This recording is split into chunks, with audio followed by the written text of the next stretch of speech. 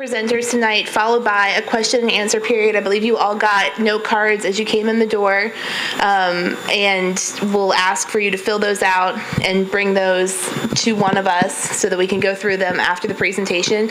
If you have questions during the presentation, feel free to hand them in, and if you have more, we will give you more note cards.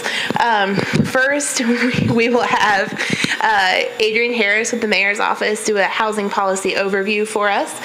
David Schwartz is here, our consultant from Denver, Colorado. He'll be going through the results of the feasibility study. I'll do a presentation on the proposed legislation in front of Metro Council, and then the three of us, as well as Doug Sloan, our executive director, will take questions. So I will turn it over to Adrian. Good evening to all of you. Thank you so much for being here. I think we're all on the same target by being here tonight because we want to make sure we increase housing options across Davidson County. Just to kind of talk about, and I will just say thank you to the Planning Department for convening this meeting and trying to get as much public input as they can. But I wanted to talk about, although we're talking about inclusionary zoning tonight, I wanted to kind of talk about what we in the Mayor's Office has been doing related to how to build, fund, preserve, and retain it. And I think many of you know this from the Nashville Next plan as some critical first steps to thinking about affordable housing. So some of the things we've been working on, particularly with the Planning Department, is infill and larger acre properties.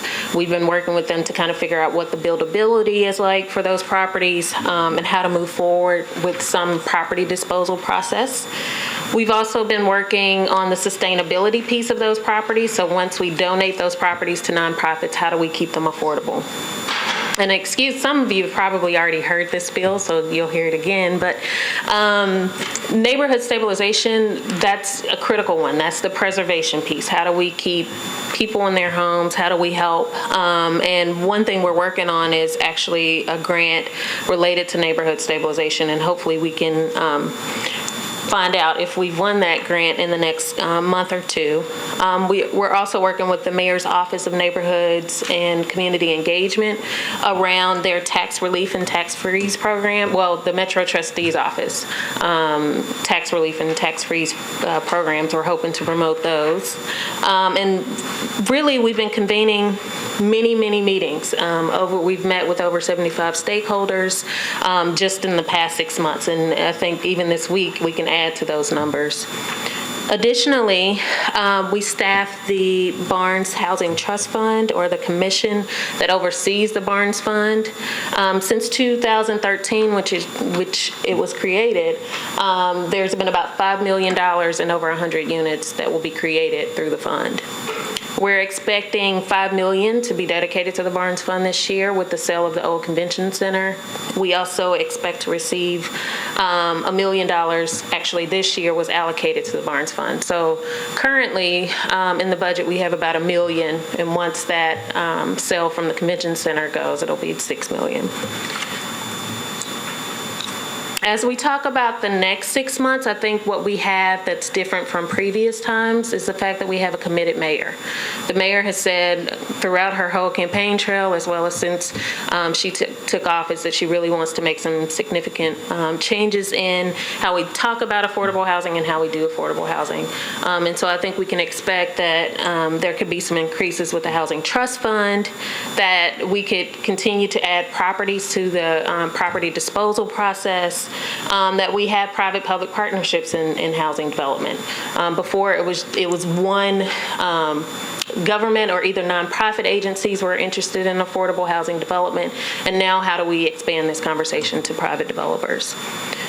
We also have to talk about community messaging. We know that as we go out to communities, the last thing we want developers to be faced with is not in my district or not in my neighborhood, the whole NIMBYism piece.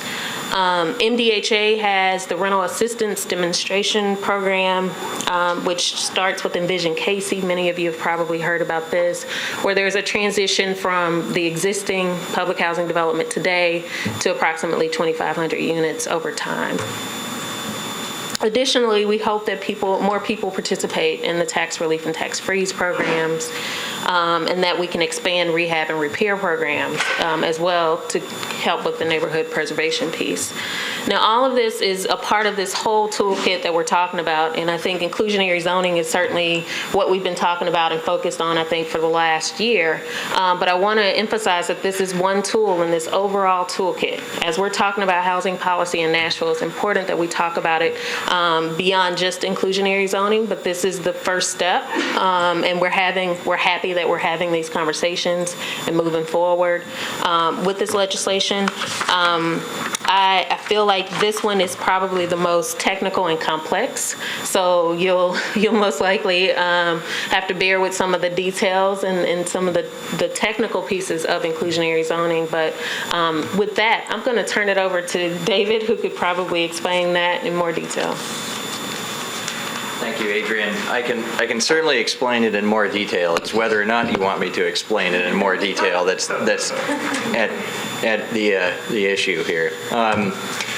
So it's a small crowd tonight, but I suppose you are representative of an invested group of residents and very interested and committed to this and other public policy issues. So thank you for those of you who did show up tonight, and please feel free to ask questions, to engage, and to press us on any details that you are interested in. So I have a brief presentation to give you an overview of, and there are not that many open. Where did it go? There. To give you an overview of one piece of the recommendations. In the full report, which is available online, there are a multitude of recommendations we've made to the city regarding housing policy and addressing housing needs. Primary among those recommendations is for the city to establish a permanent dedicated funding source. This is probably the most important recommendation of all of the recommendations. One which has a few opportunities the city may be able to take advantage of in the future, but one that is of critical importance to establishing a local and flexible funding source that the city can use to address a whole spectrum of the issues that it faces, both for affordable and workforce housing, as well as other types of housing and related needs that can't alone be addressed by this piece of the recommendation. And so this piece of the recommendation is the inclusionary zoning ordinance recommendation. In fact, let me jump to a couple things. One is definitions. Sometimes when people talk about affordable housing, they talk about a variety of different things. The Tennessee, what does that stand for? Tennessee Code Annotated. Section that was adopted in 2015 defined affordable and workforce housing. And so when we're talking about affordable versus workforce housing, these are the definitions that we have that are our working definitions. So all the language about housing that costs 30% or less of a household's median income is derived and rooted in housing industry policy standards, where a household is considered cost burdened if they're spending more than 30% of their income on housing. Now, looking at Nashville's numbers, and as are in the report, which are online, approximately 35, I believe, percent of all of Nashville's households are cost burdened. That number is lower for owner households, and the number is higher for renter households. That is standard across the U.S. Nashville's numbers are slightly higher on the cost burden side. Most metro areas' numbers are slightly higher on the cost burden side than the nation is, but nevertheless, that part of it is a critical part of the definition of what makes housing affordable, spending no more than 30% of your income on housing. So the other part of that is the median income.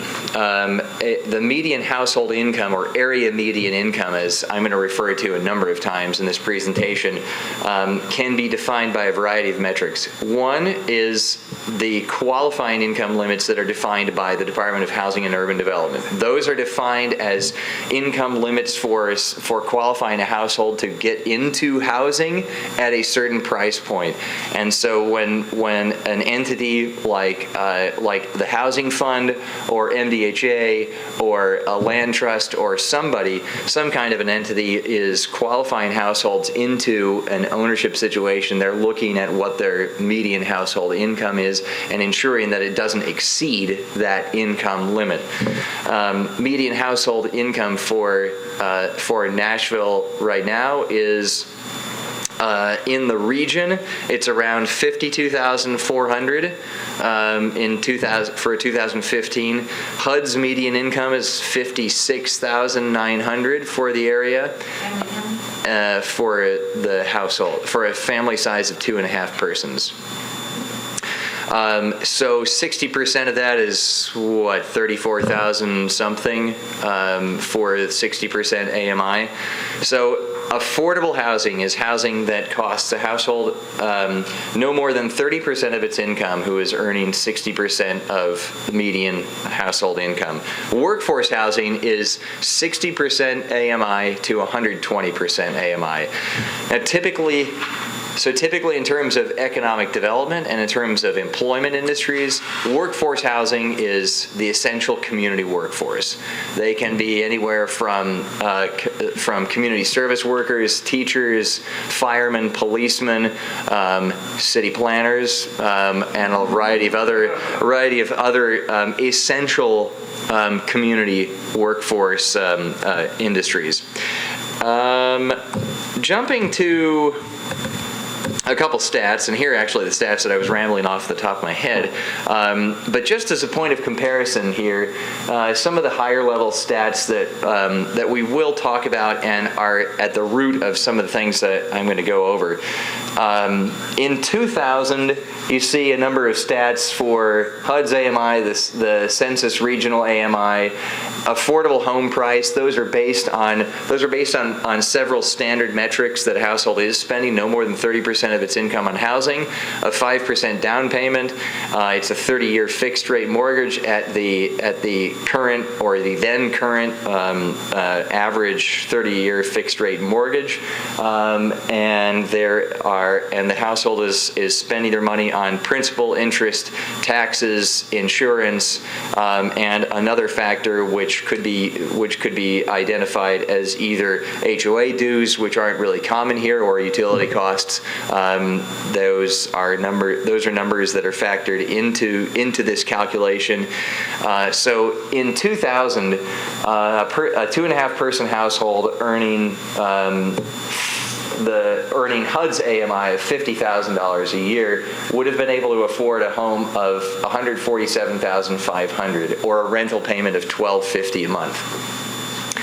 By comparison to the average sales price, that was $156,200. So there was a little bit of a gap between what a household earning that median income could afford and the average sales price of what was available. If somebody was earning more along the lines of the Census regional median income, they could have afforded a house price of $125,000. So a gap between an affordability gap of about $25,000. That affordability gap has widened since then, and so looking over the 2015 column, just taking the Census Regional Median again, the Census Regional Median and the HUD AMI have actually converged a lot more than they used to, and that's based on HUD's policy of inflating income and not inflating income during recessionary times, which lasted generally between 2000, after the recession, from about 2009 to 11, when the median income did not really change, according to HUD. So a person earning the regional median income of $54,400 could afford a house at the current average interest rates of $223,400. Where the average sales price was $312, the gap has obviously widened by nearly nearly 3.5 times from what the gap was back in 2000.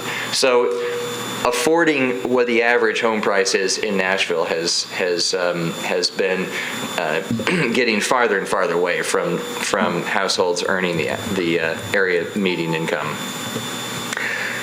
Now, there are a lot of ways to address this. The recommendation that I want to talk about and give you an overview of is a land use control, is a land use regulation that is used in about 500 or more communities around the country to varying degrees of success.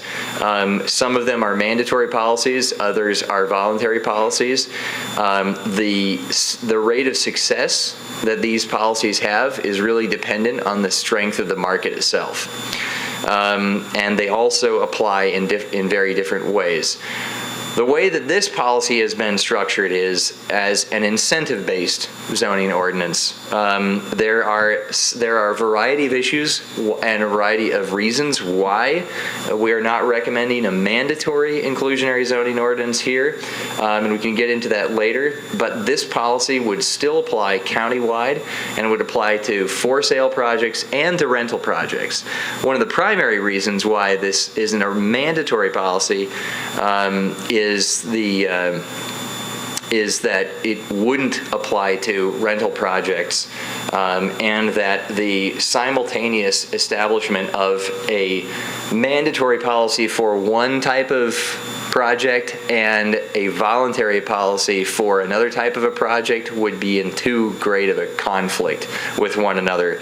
Not to mention, there are a lot of economic reasons why we're not recommending a mandatory inclusionary zoning ordinance. So this one is structured a little bit more powerfully than most incentive-based zoning ordinances are, in that it applies if a project applies for additional entitlements beyond by right zoning. So if a project is applying for additional density beyond by right zoning, this ordinance would apply, and the set-aside requirements and the affordability requirements would apply. If a project is applying for and receives public financing, it would also apply. And so 2, if not 3, basic options should exist for satisfaction of this ordinance.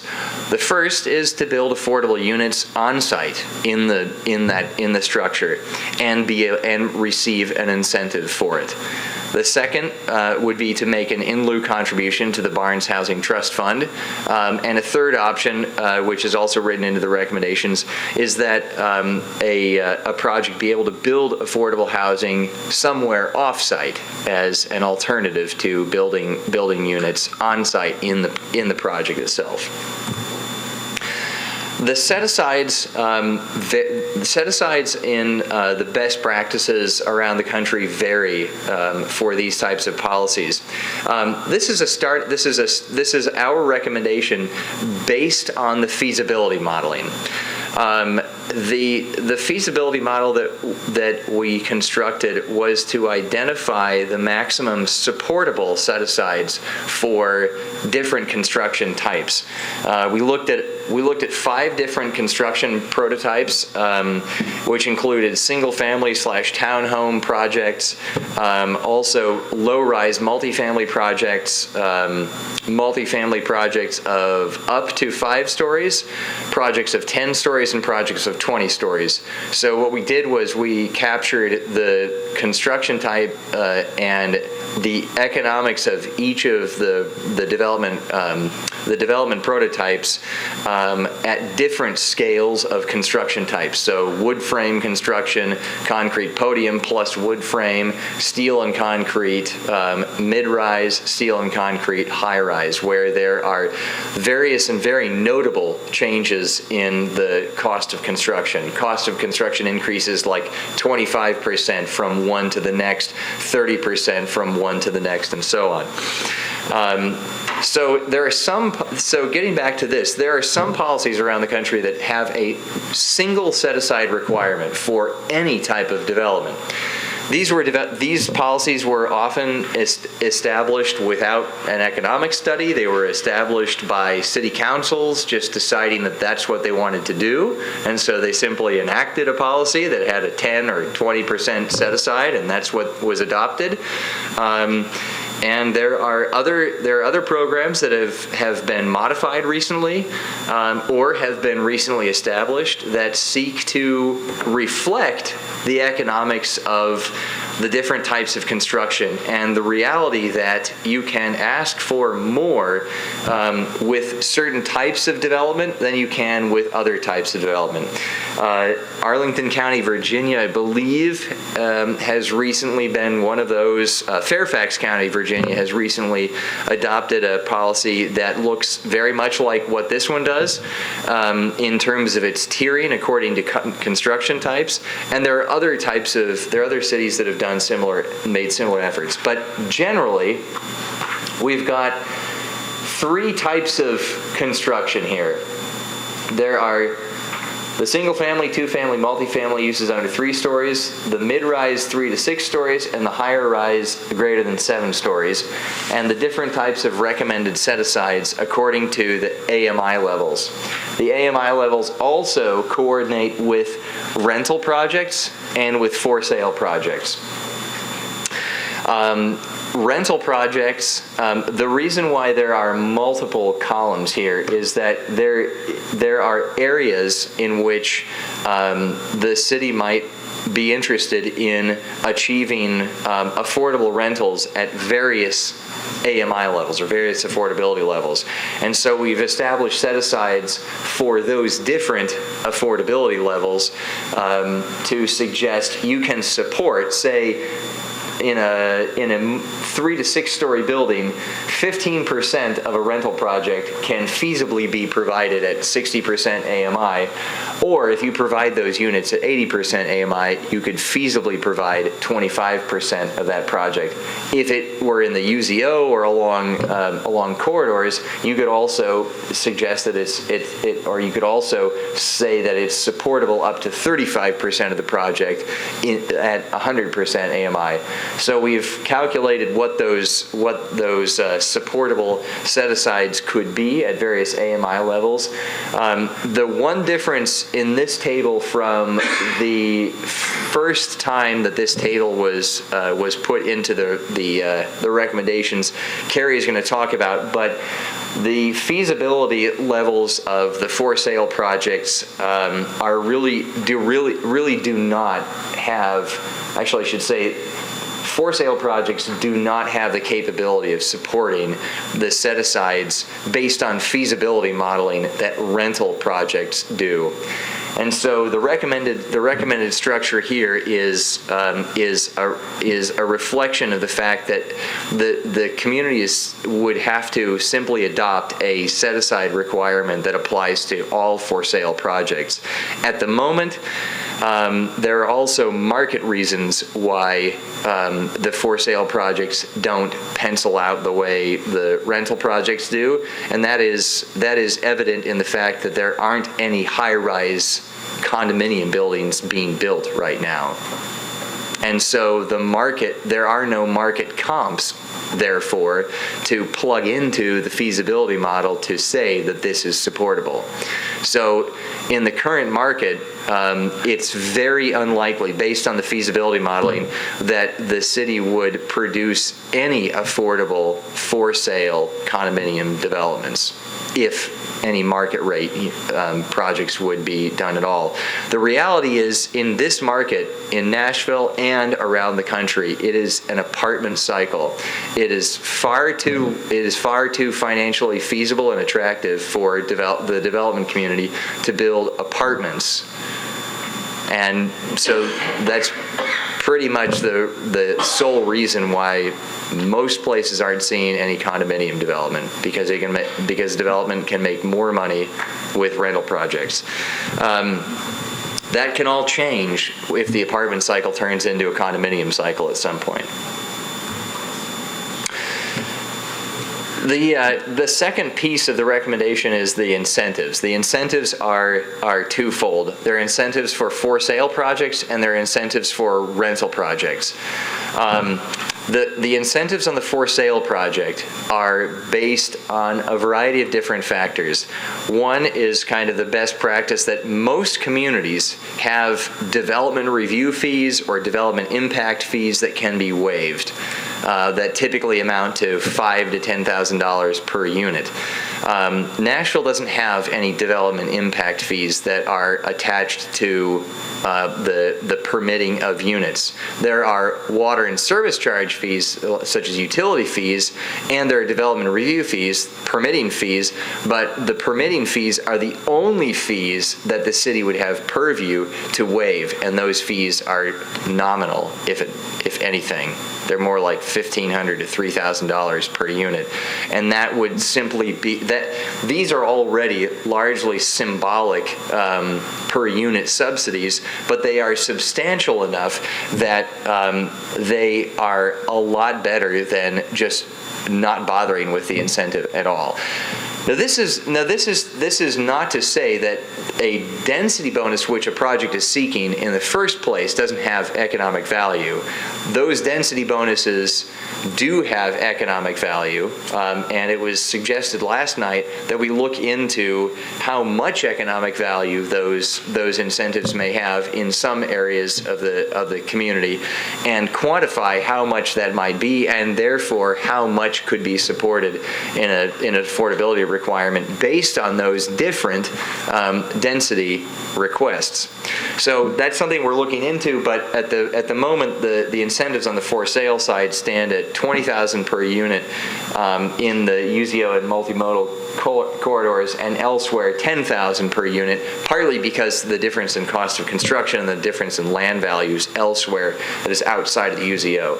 On the rental side, this is where this recommendation among all in the inclusionary zoning ordinance recommendation stands at least with the most promise for producing affordable housing in the city, and that is the city has recently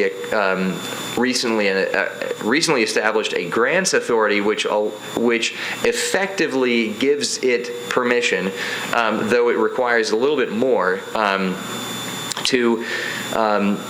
In some other communities, you would call this a payment in lieu of taxes, or you would call it a property tax abatement, which essentially allows the city to grant back a portion of the revenues that it would have received through property taxes for development if it provides something in return.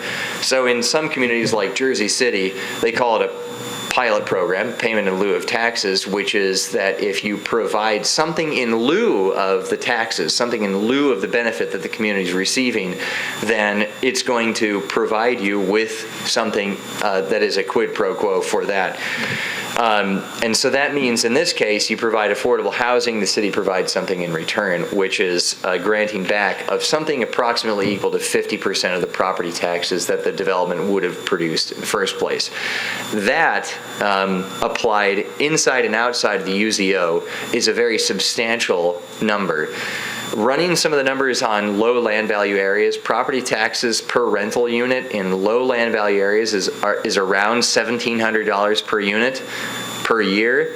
In high land value areas, the average is about $4,700 per unit per year in property taxes alone. And so when a developer is considering building an apartment project, they're considering how much the net operating income can be in the year of stabilization. And net operating income is calculated off of the gross revenues that are achieved by the project minus the operating expenses. The operating expenses include property taxes. If property taxes on a new project in the UZO are near $5,000 or more, that granting back $5,000 or granting back $2,500 of that for that project, if it provides somewhere in the neighborhood of say 15 to 35% of its units as affordable is of great value, not only to the community because of the number of units it would be providing as affordable, but of also great value to the project itself. So valuable that the way it's structured now, granting back 50% of the property taxes would actually provide a financial return that's greater for the project than could be achieved under just base entitlement zoning. And that is true for all of the rental projects that we analyzed in the feasibility model. The in lieu contribution option is the alternative to building units on site or building units off site. This is basically structured on a very common metric, which is 50% or some portion of the maximum affordable sales price. So if we're looking at those maximum affordable sales prices in the other slide. At 100% AMI, a 2.5 person household would be able to afford a house of $229,000. The in lieu contribution for a unit provided at 100% AMI would be $115,000 per unit. That is not a small fee by comparison to a lot of other communities. Most communities around the country actually have really low fees, and they have either been lowered intentionally by either elected officials or other bodies in an effort to ensure that is a feasible option for the development community, or it is raised with a lot of hand wringing. But the recommendation is based on scaling this in lieu contribution so that in the rental projects, this is a less attractive option than building affordable units on site and fulfilling the affordability requirement. So this has been intentionally scaled so that it's more attractive to provide units on site than it is to to make the in lieu contribution.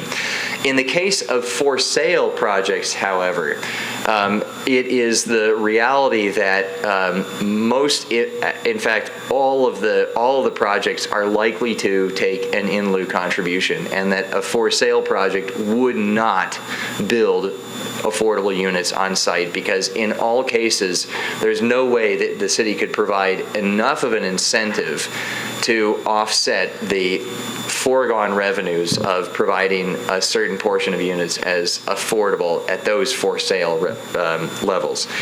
So the in lieu contributions are set uniformly at this 50% of the maximum affordable sales price.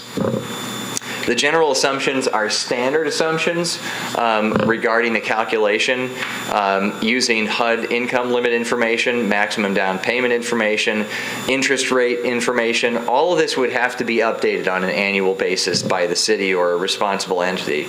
And an additional assumption is that because of the calculation crossing between for sale and rental units, the responsible entity would also have to calculate the average unit sizes according to the different household sizes. So the city would basically produce a matrix of maximum affordable sales prices by AMI level and by household size and or by unit size.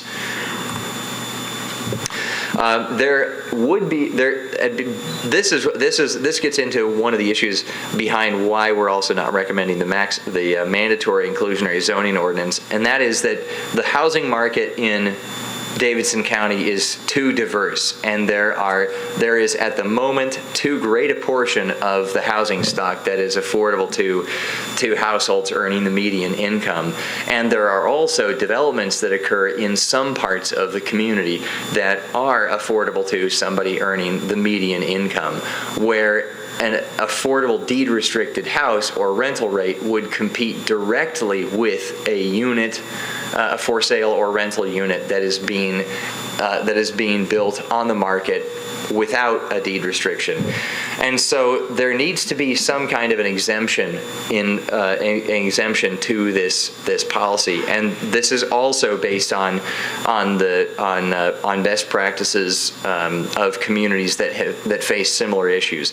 The exemption here would be that if a project is building units that would be affordable to a household earning the median income, and that that its price is within 5% above that rate, that price, that the project would be exempted, so long as it could also demonstrate that a majority of the units in that census tract are also priced in a similar way.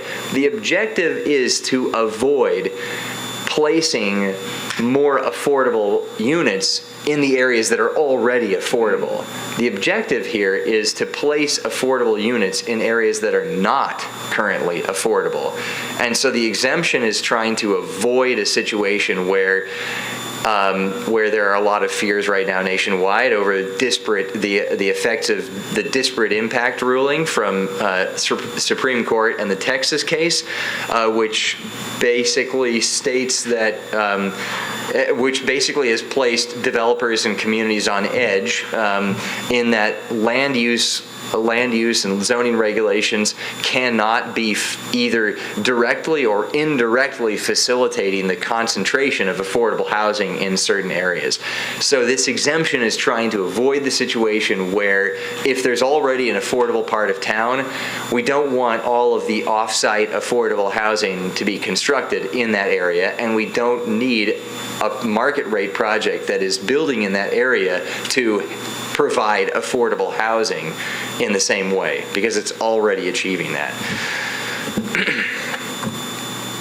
And so I think Carrie has something to say, or a few things to say, but I do have a lot of information that I can share with you about the feasibility model, and you can feel free to ask me any questions you have about the details of that or the findings of it. And I can go on, perhaps, unfortunately, ad nauseum about it. But I'm available to answer your questions about it.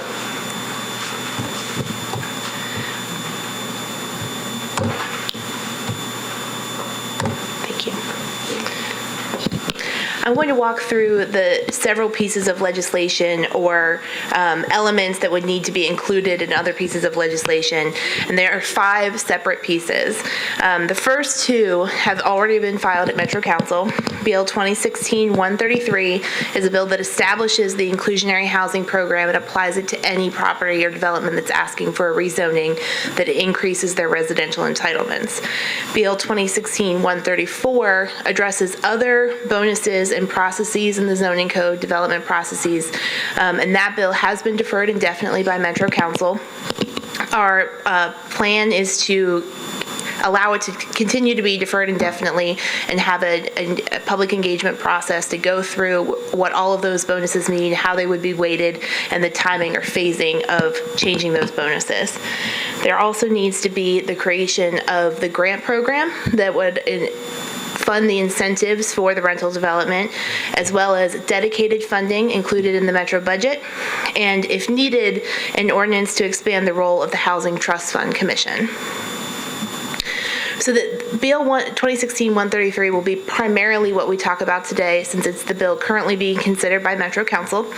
And again, this bill establishes the inclusionary housing program with any additional residential development entitlements requested through the rezoning process. There are a few exceptions. One is developments less than 5 residential units, though that does include properties that are adjacent to each other and under common ownership. So someone can't develop adjacent properties and get around the ordinance. It also includes development in already affordable areas, as David just mentioned. That's so that we don't incentivize more inclusionary housing, and that Metro is not providing the incentives for housing that's already in affordable areas. In 133, there's a table of the set-asides, and we'll go through some examples here in a moment. And this table is based on the housing grant at 50% of difference in tax liability, or $20,000 and $10,000 subsidy. In running some sensitivity testing, we became aware that the percentages of what was feasible for a project were not as high as we originally thought that they would be. And last night, we talked about potentially needing to apply those percentages not to an entire development, but instead to the additional bonus area that's requested through the rezoning as one way to make it more feasible. And a quick example would be if you had 10 units going to 15 units. Right now, in a for sale project, the percentage would apply to all 15.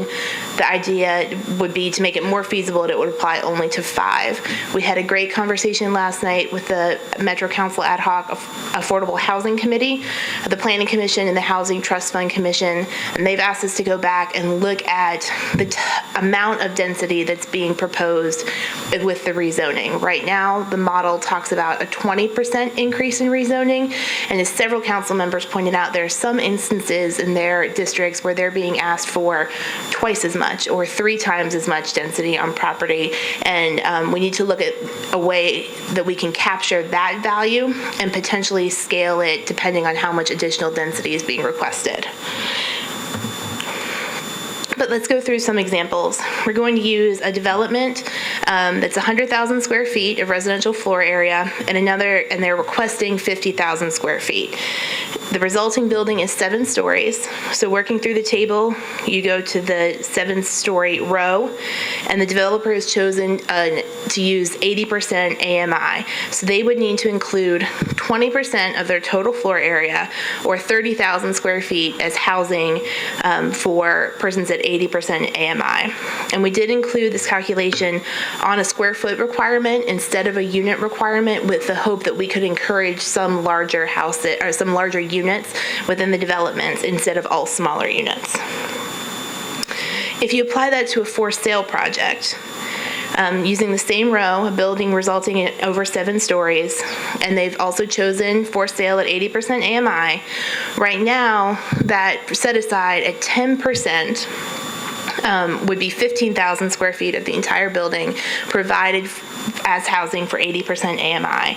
And because this may not be feasible, our original intention was to look at applying it just to the bonus area, which would result in 10% of just the 50,000 square feet requested, or 5,000 square feet provided. So again, we're going to go back and look at whether this makes a project more feasible, or there's another way to structure it based on the amount of density being requested. For example, in this example, they're asking for a 50% increase in density. There are 2 in lieu options included in the bill. The first is to construct housing within half mile from the project site, and the second is to allow for an in lieu contribution. And while that equation looks fairly complicated, our intention was to have the in lieu contribution be approximately equal to the cost of construction of the units, so that it wasn't easier or less expensive to pay the in lieu fee and not provide the affordable workforce housing. Using some current examples of how that equation would work out, in the UZO, a rental project, if they opted not to provide the affordable workforce housing and they also would not receive the incentives, their in lieu fee would be $3.5 million, while a for sale project would be $1.8 million. If the set aside is applied only to a portion of the bonus instead of the entire development, it would be about $600,000 as an in lieu fee for the project. Outside of the UZO, because land values are lower, the amounts are lower, it would be $2.7 million for a rental project, $1.4 million for a for sale project, and $450,000 for a for sale project where it's applied only to the additional requested density. There are a number of requirements for construction and occupancy, and with each building permit application that includes residential units triggered by a rezoning, the developer needs to submit an inclusionary housing plan that has a number of details for Metro to review to make sure that they're in compliance. That includes the total number of units, whether they're using public resources or public property, the number of affordable or workforce units, the income levels, the proposed rents or sales prices, the location of the workforce units, the sizes of the affordable or workforce units, the bedroom counts, and then as a way to enforce whether they're building in an already affordable area, they need to include their census tract market rate pricing or rental rates so that we can determine whether they're eligible for Metro's incentives. It's also the Metropolitan Housing Trust Fund Commission that they will have to report to for compliance.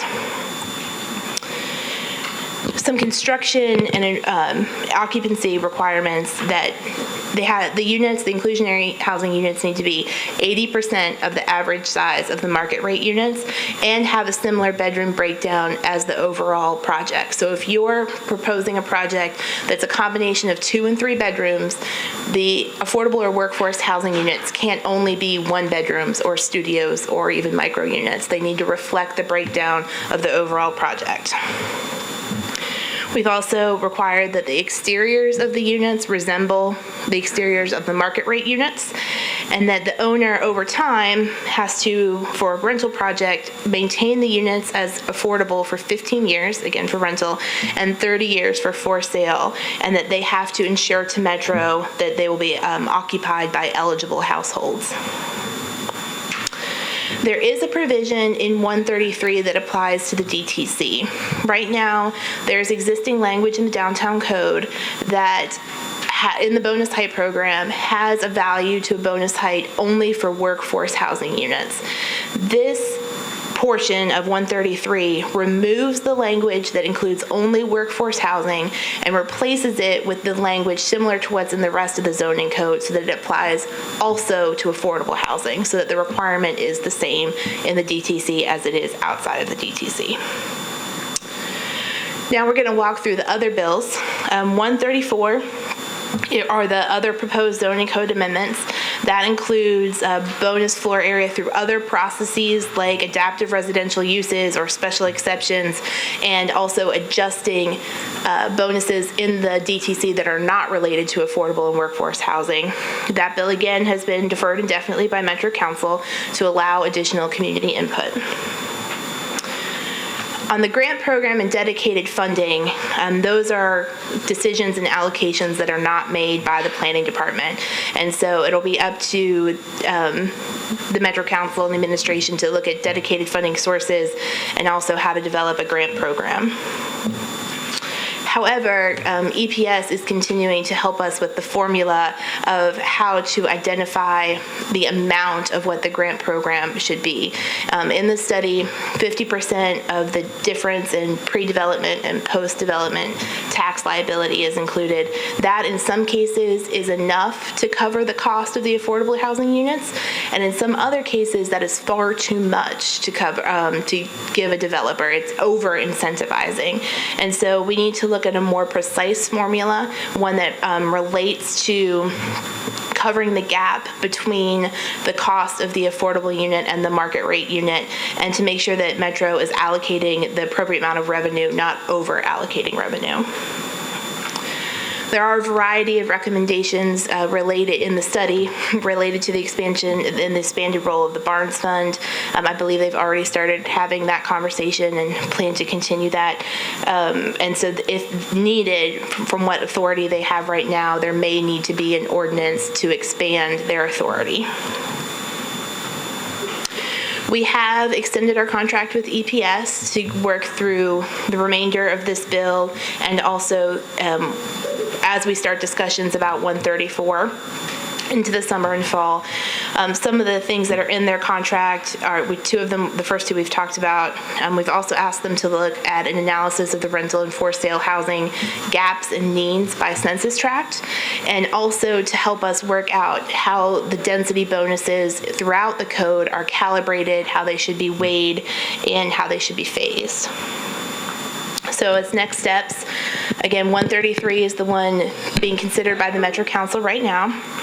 And it adds the inclusionary housing requirement with requests to increase residential entitlements through the rezoning process. Right now, if the council so chooses, first reading has been deferred to the first meeting in May, and so it could progress as first reading in April, and then to second reading in May, with the goal of being effective by July 1st, 2016.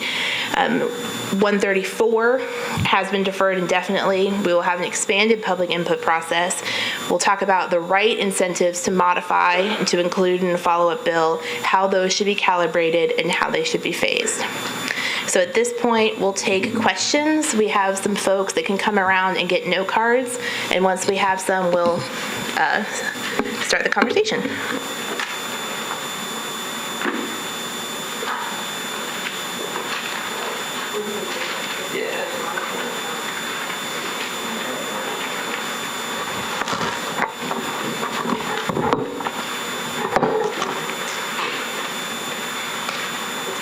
I would stand up front, I thought.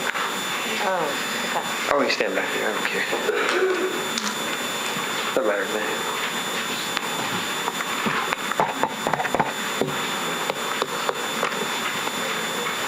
Everybody's feeling more comfortable behind it? Okay. I'll stand behind it. These do move, though. No, the tables, they do move. Not now.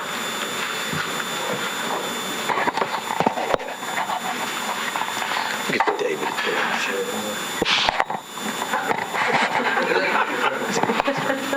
I think people can hear it when I talk. David, lead us, we can record you. No pressure.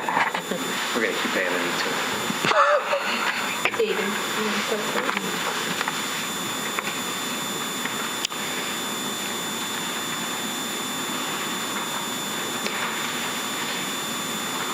Okay, let's see. The number one, first question: why does this bill make it a net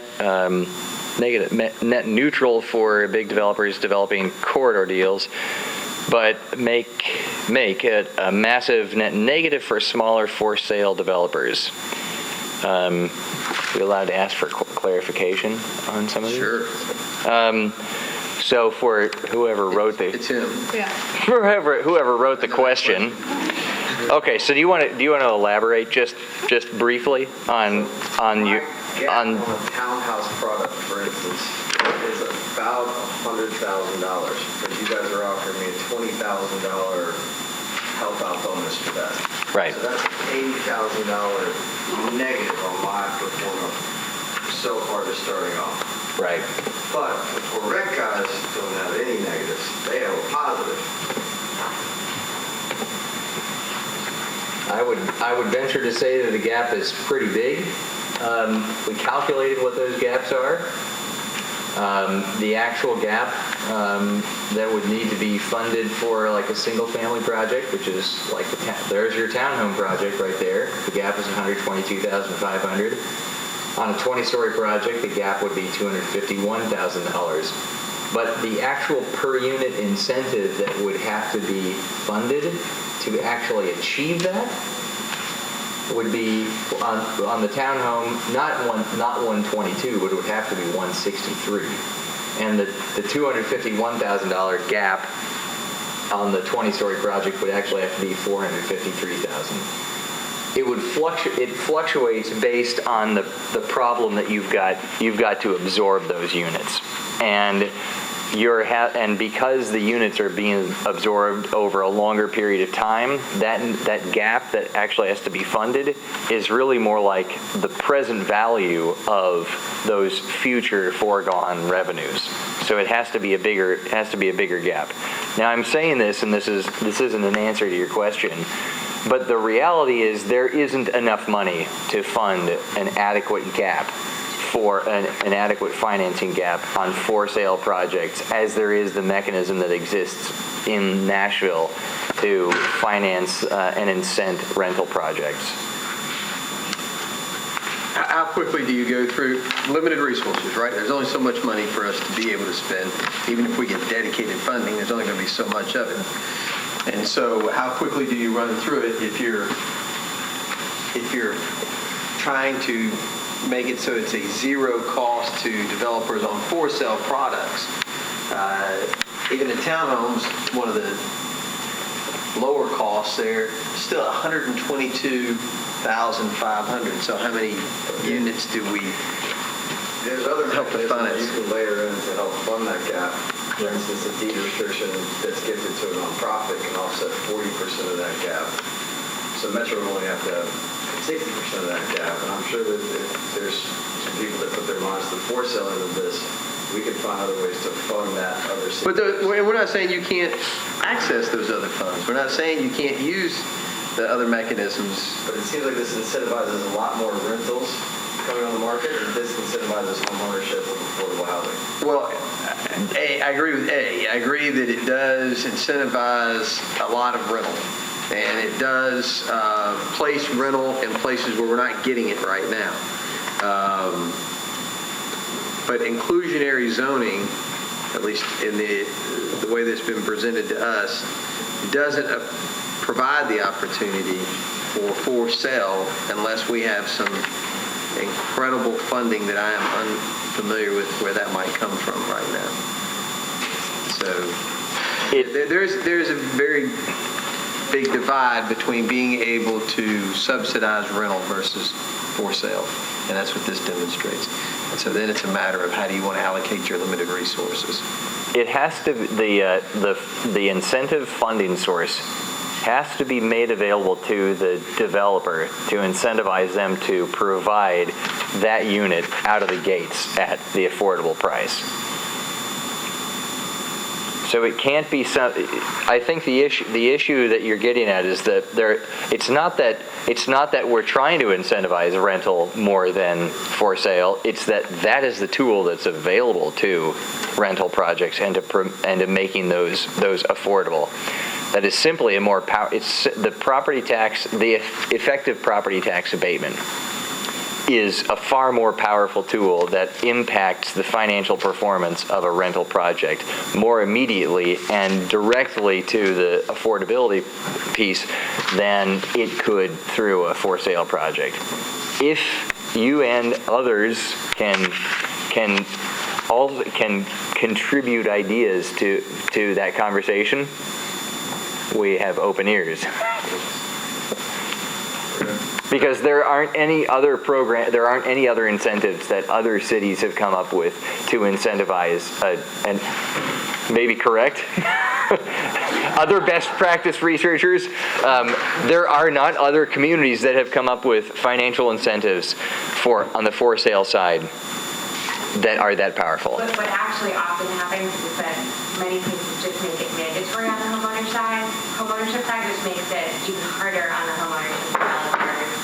And so, to some degree, then you actually deter development from occurring to some degree, and you frustrate the development community in the rest. And as I pointed out in the second meeting here, inclusionary zoning effectively is a tax. It functions as a tax on development in those cases where the costs of providing those units at affordable prices are offset by raising the price on the other units. So it's up to the community whether you want to provide 10 out of 100 units affordable to 80% AMI and raise the price of housing for the other 90%. That doesn't seem to be directly addressing an exacerbated affordability problem. So those are kind of the issues. You've asked an economist what the impact is.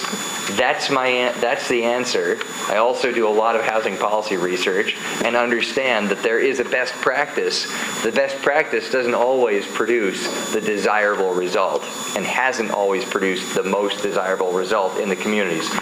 San Francisco, New York, Chicago, Montgomery County, Maryland are no more affordable, in fact, less affordable than they were when they established their ordinances and other programs to address these things there are some foundational problems that we're trying to address with the permanent dedicated funding source, with the manipulation of other zoning ordinances in the community that potentially have a more foundational impact on affordable housing in Nashville, and that's what we're trying to achieve with this. So I kind of used your question as a bully pulpit, didn't I? Yeah, you had a couple other questions. No, it's all right. So there are quick answers to the other questions. Why aren't we using the land bank to manage deed restrictions for sale product? It could be a land bank and/or a land trust and/or a community housing trust could be used to manage for sale, deed restricted for sale projects. Land banks specifically don't do that. Land trusts do, and housing trusts do. But no, it's exactly right. You would hand over the management of the deed restricted housing to an appropriate entity like that.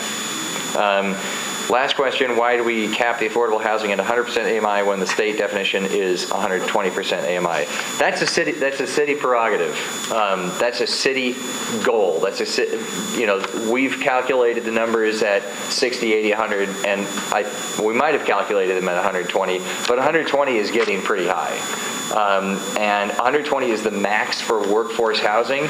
120% is also getting into the territory of where that's actually those are units priced that the market is already providing.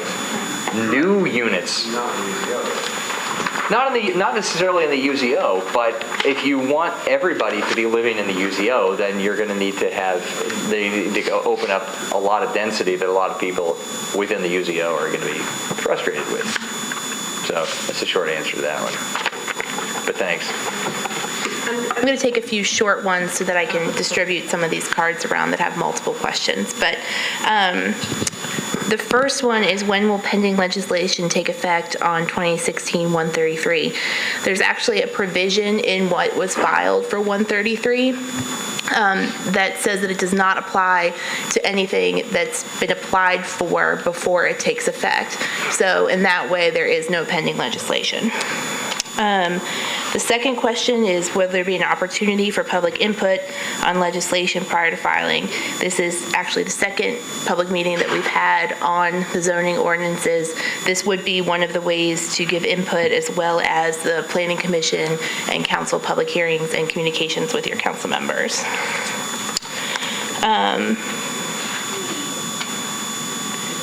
Where do you get a copy of the slides today? They'll be posted online. Will there be countywide community meetings on 133? These are the community meetings on 133, as well as the opportunity to contact your council members. And who can the community contact regarding comments on 133?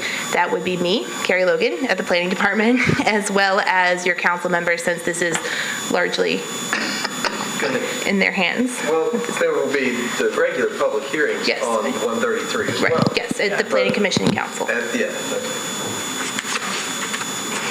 Okay. These next two relate to 134. Explain the process and anticipated timeline for public discussions on 134, and what is the goal for filing 134, the public engagement process. And the answer is we don't know yet, because we're really focusing on 133 with the intent to get something established, to go back and then plan for 134. I do think, though, that 134 is going to have to be broken up into components.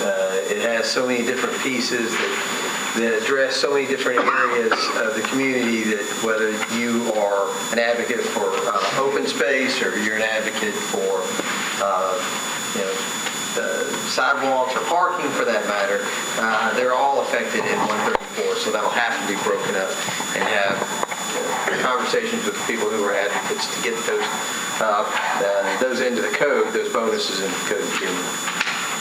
Okay, so I have several questions, and I'll just start, and some of them have several questions related to it. So this question is, how will MDHA prevent the overconcentration of poverty in neighborhoods, especially those already not receiving the same benefits as some other neighborhoods?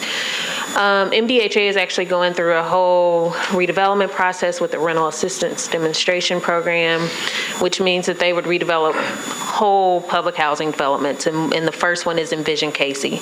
And that's slated to be a mixed income community.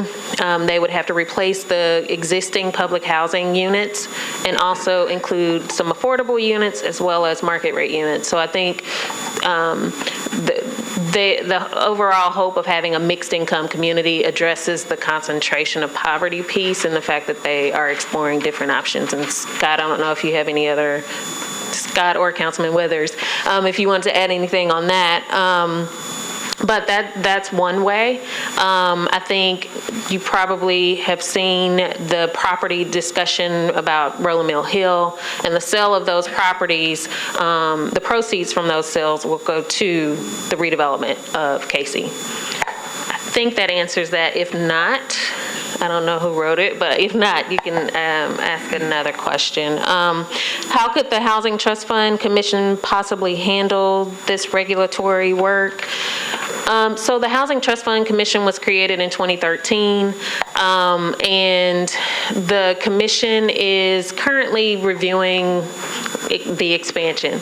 One thing the mayor has talked about is possibly having a housing advisory council that could then be the overall advisory council on housing policy in Nashville, not just related to inclusionary zoning, but talking about affordable housing policy overall.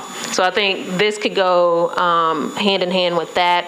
As far as the regulatory work, right now, it's just me in the mayor's office that staffs the commission, so I just want to add that. And that any increase in the Barnes Fund could possibly increase staff, which could then handle some of these things. Can I ask a follow-up question to this? Yes. That was me.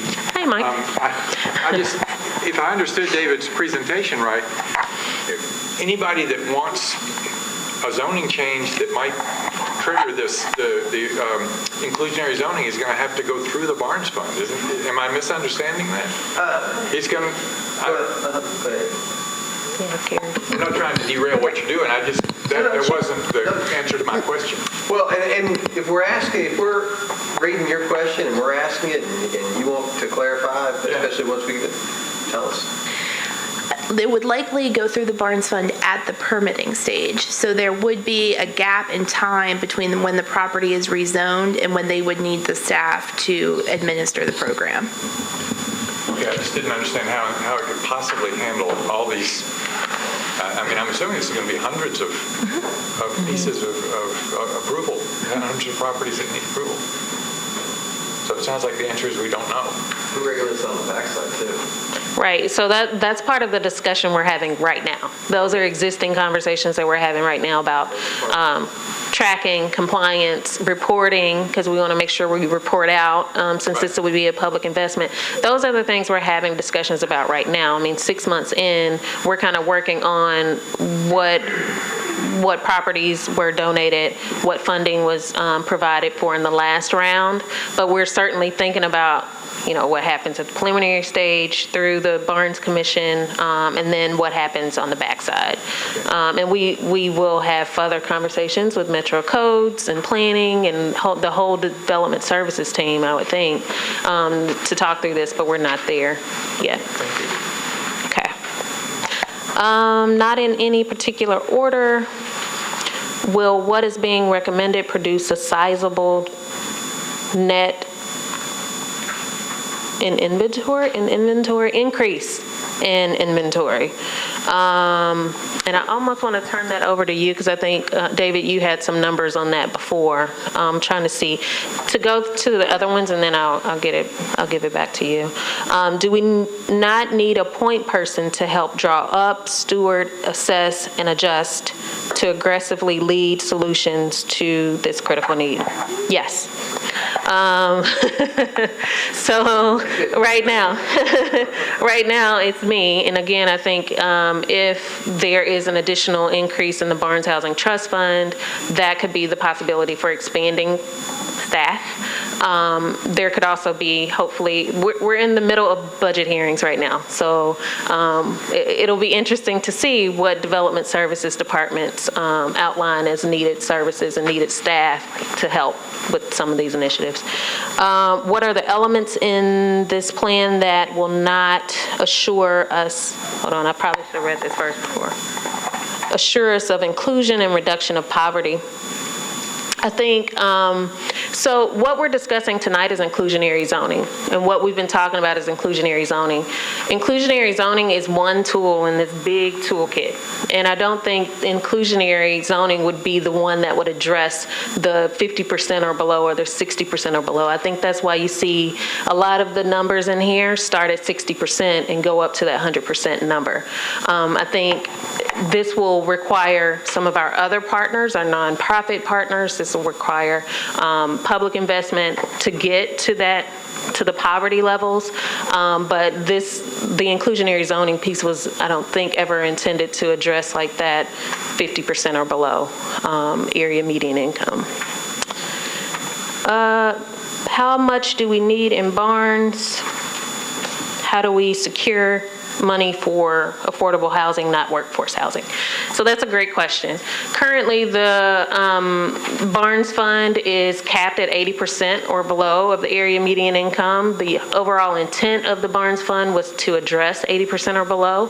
So this is, I think one of the council members put together a chart that showed how can all these different tools in this toolkit address all the many different AMI levels. And I think the Barnes Fund, the federal block grant programs that we have available, all of those will address the 80% or below sort of income ranges. And I think that answers some of it. How much is needed? I think there's been a recommendation of $10 million through this process. What's needed?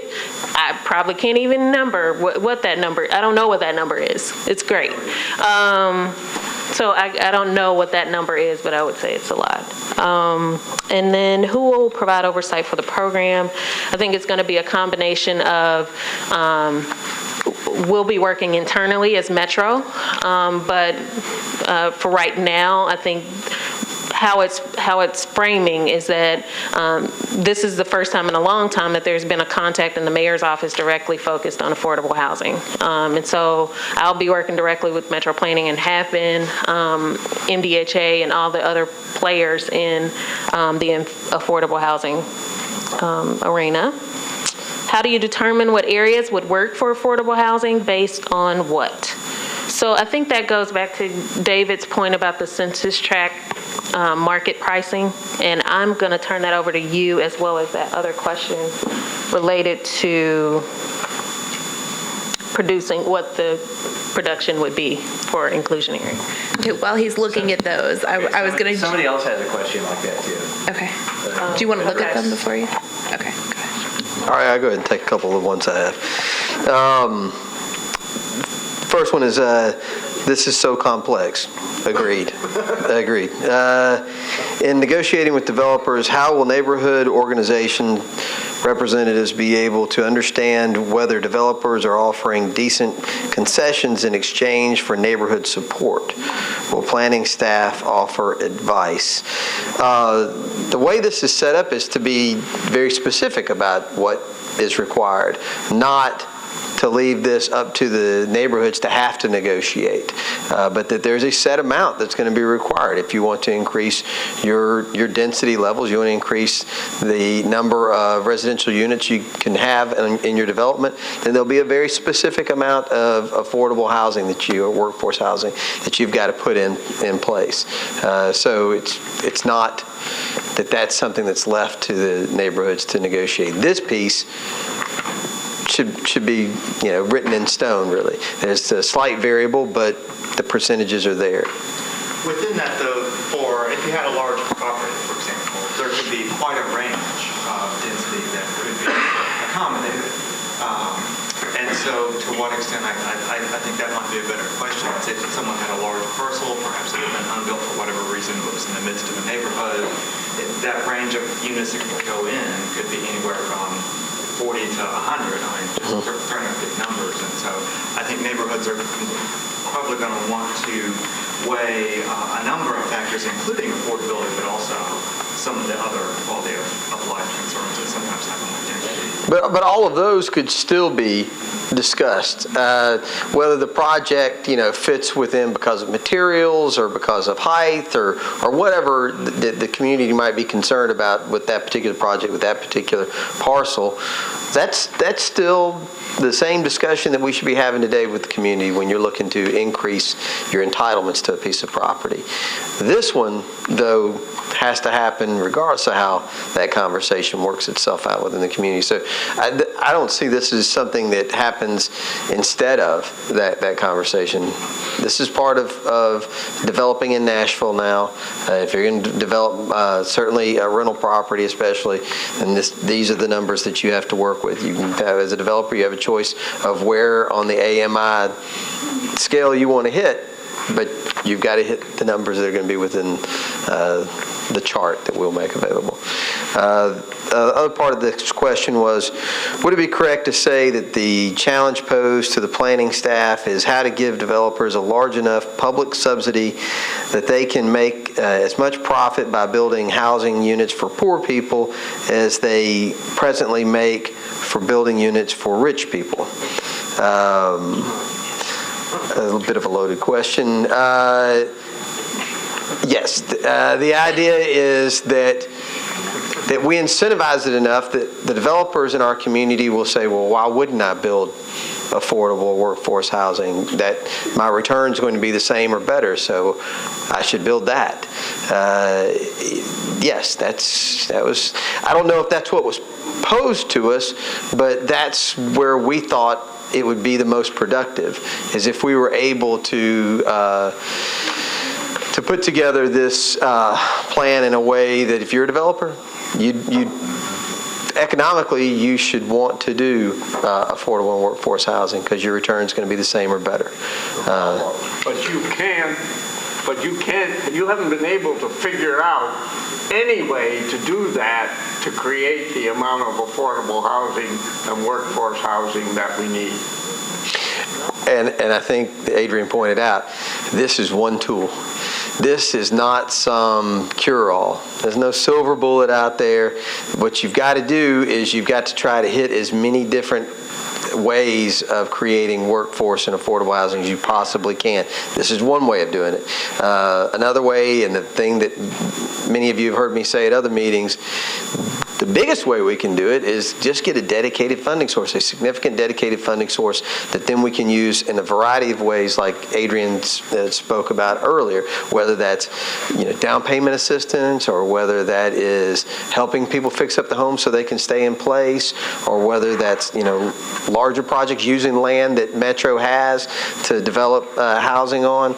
The way that you get to all of those really is through a funding source, and we keep saying a dedicated funding source because I think that's important if we're able to get there as a community so it doesn't change every year.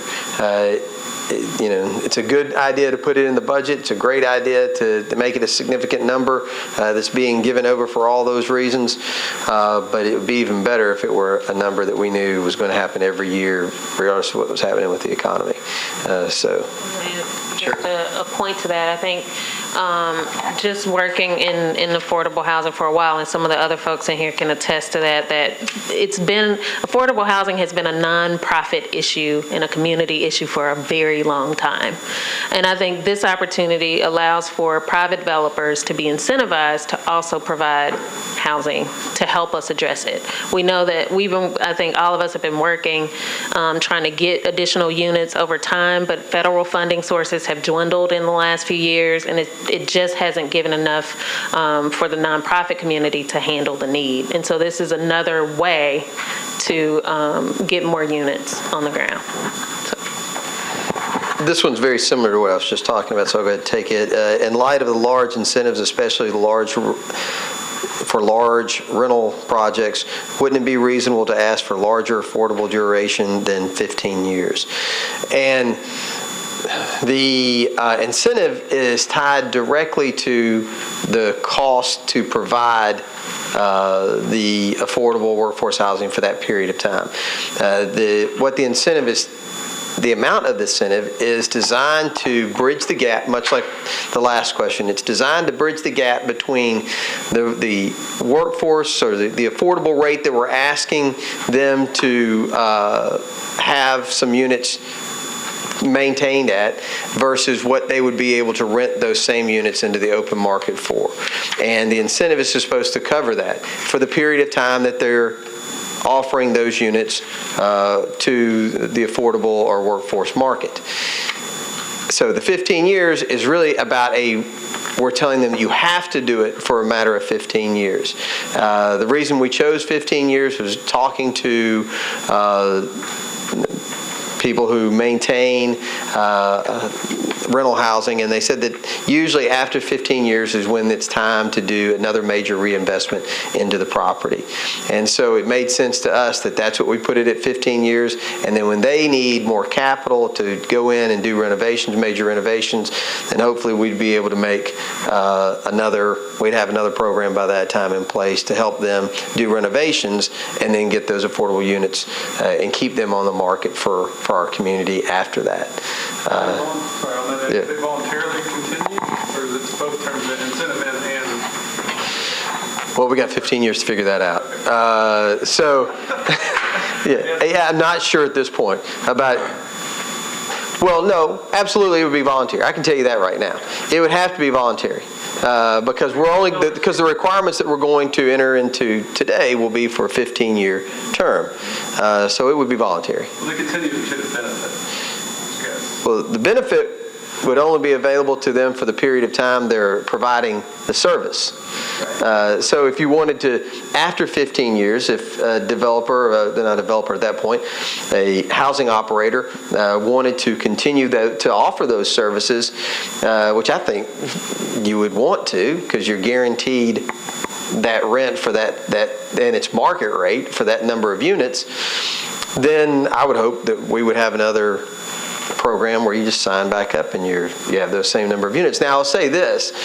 Since one of the objectives, and we haven't really talked about this, one of the objectives that we were trying to, it wasn't just about trying to make developers whole so that they would be incentivized to build workforce and affordable housing. A big piece of what we've been trying to do is try to through these policies, address concentration of poverty to the degree that we can. And I would the point I'm making now is that if 15 years from now, your project now is in an area that is affordable for whatever reason, right? That the market rate is within 100% AMI or 80% AMI, whatever. Then I don't know that as a community we want to continue to incentivize it. It's the market rate now. So we'd have to readdress it after 15 years. But you've got to assume also the market would pass. That was some bad assumptions people made in 2007, but may not necessarily Hey, so this is my question, and I do want to vocalize that first and foremost, I think that this is an incredibly impressive analysis and an incredibly innovative plan, and I thank all of you for your time. And how much work you put into this is exceptional. I have deep concerns around the short-term affordability periods, and I think that we nationally repeatedly see that we are chasing our own tail in terms of affordable housing because, we're losing over 50% of low-income housing tax credit properties that have been produced, which also have, typically 15-year affordability periods, sometimes even 30. And I do really wonder if on the rental properties where there are deeper incentives, that, maybe and maybe you've already looked at this question, but it seems to me that, if these incentives are actually above and beyond breaking zero, there is a value for getting that money up front for 15 years where, if that incentive is large enough, that perhaps those affordability periods could in fact be longer on some of these projects. That's a really good point because there are some programs. There are only, probably as well. There are only a handful of programs in the country that use this mechanism, and some of them, the ones that are within the state of Tennessee, are not the best examples to use. although I have put them in the study. The better examples are really, I'd probably say Jersey City and Portland are good examples. I think Chicago has a similar program, but it's not as successful. In fact, almost nothing there has been as successful as it should be. But I think the direct answer to your question is that there is something to be said for the higher the payment in lieu of taxes, the higher the tax abatement, property tax abatement, the longer the affordability term is. And I think there is something that we could look at in terms of lengthening that affordability requirement. The issue is, as Doug clarified, when we met with affordable housing owners, operators, rental projects, that 15-year period is a critical point in the life of a rental project. 15 years is really not a long time, but 15 years for the life of a project that gets, is occupied and abused requires renovation at that time. That's usually a natural point at which an owner manager decides to sell the property.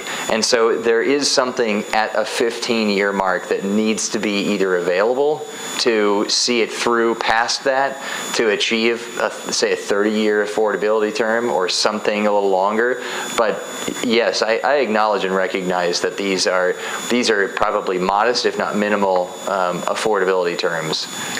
I will also point out that we are looking at reducing the amount of incentive given in some of those scenarios so that we're not over-incentivizing and closer to the actual gap that's between the affordable unit and the market rate unit.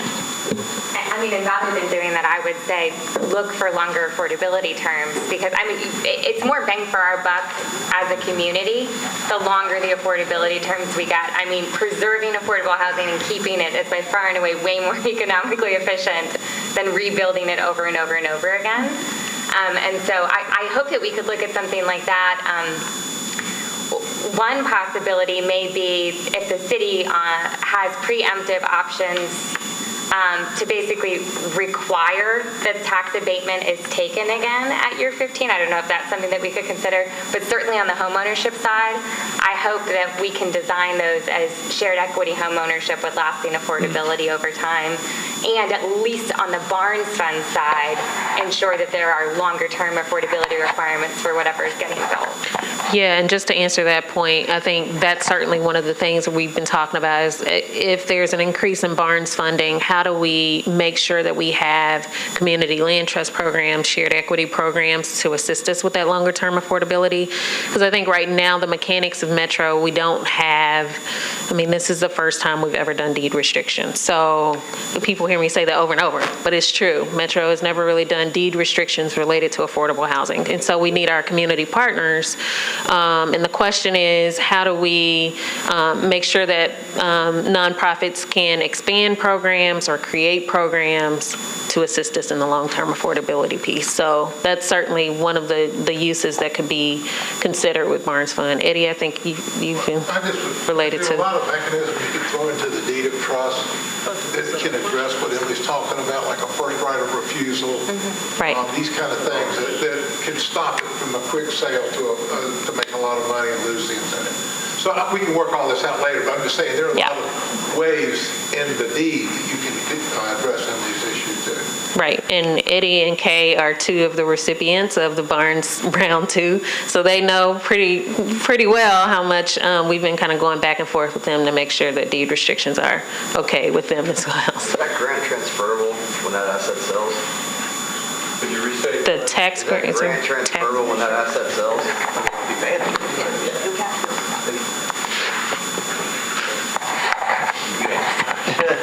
Yes. The question was, is the grant transferable at time of sale? But absolutely, because the requirement is mandatory. It doesn't change when you sell the property. So if you build multifamily and you put 20% workforce housing into it, that grant is going to be available for as long as that requirement's in place. So we get to figure out how we're going to do that, but yes. And let me, I should have brought this one up at the same time because I was actually addressing the same question. It says, for rental projects, how long does the real estate tax abatement run for? The 15-year affordability period? Yes. So, okay, did you have a question? Just, if we can determine a way to extend this period, restricted period, what it does is it addresses the issue of preservation, which we don't have right now. Because we know that it's cheaper to preserve it, it's less expensive to preserve it than it is to build new again in the future. So working on those calculations to factor that in, keeping that in mind, it addresses the preservation need that we know exists today, and it helps that in the future. And building inclusive communities over time. Yeah. Okay. I've got a stack of Well, then by all means, let me knock out my one. It says here, and I have to ask for some clarifications. Change in verbiage in the bill. Why change workforce to affordable instead? Why not just add the affordable to be included with workforce since data and percentages are different? Anybody want to clarify?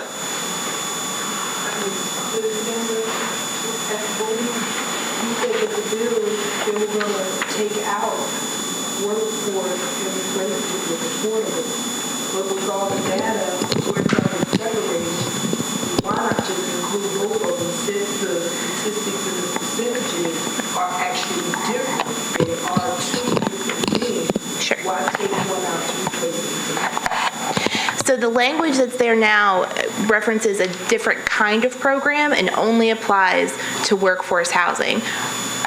That's being taken out. What's being replaced applies to both, and it's consistent with what we're proposing for the rest of the county. So it would be applicable to both affordable and workforce housing. Yeah. Okay, I have 6 questions to answer, and on one of these, I'm hoping that there might be some other contributions to this question.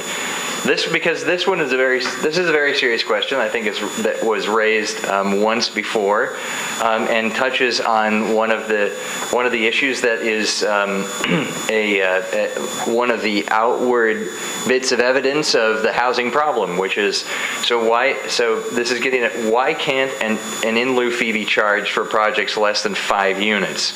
The tall and skinny are the ones that are basically contributing to the demolition of existing housing units, and there is a bit of an assumption here, I don't know this is true, and making incredible profits for developers.